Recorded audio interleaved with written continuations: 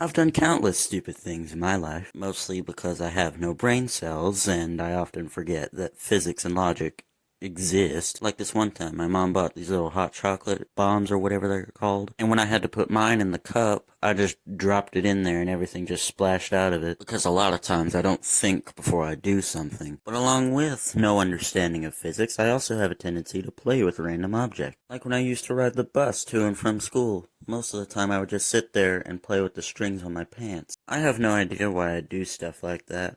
But when I really think about it, it's probably the reason why I liked Legos so much as a kid. There's also this other really dumb thing that I do that's been known as the perfect bite. I know there's gonna be some people who say that you stole that from Jaden, but no. Only the name. I've been doing this before she even made that video, so... But if you don't know what this is, or how it's done, you're basically ranking each bite of your food, and, well, the way I do it is you eat it from worst bite to best bite. I have no idea why or when I started doing this, but I just did, so...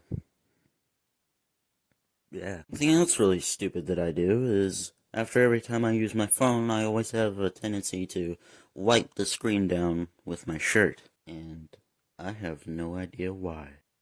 I don't know, I guess it's just where I don't really like seeing the finger residue all over the screen. Either that or whenever I have to use it, I don't want to be rubbing around all the fingerprints. Speaking of things that I do with no explanation, I like to sleep with the blankets underneath my feet. Like what I'll do is, before I go to sleep, I'll lift up my legs so the blanket will droop down to the back of my knees and then I'll just sleep with part of the blankets underneath my feet. But if I can do this, I will, because sometimes the blankets are tucked under the bed, so I can't. But what sleeping with the blanket underneath your feet can do is it can keep your feet warm while you sleep.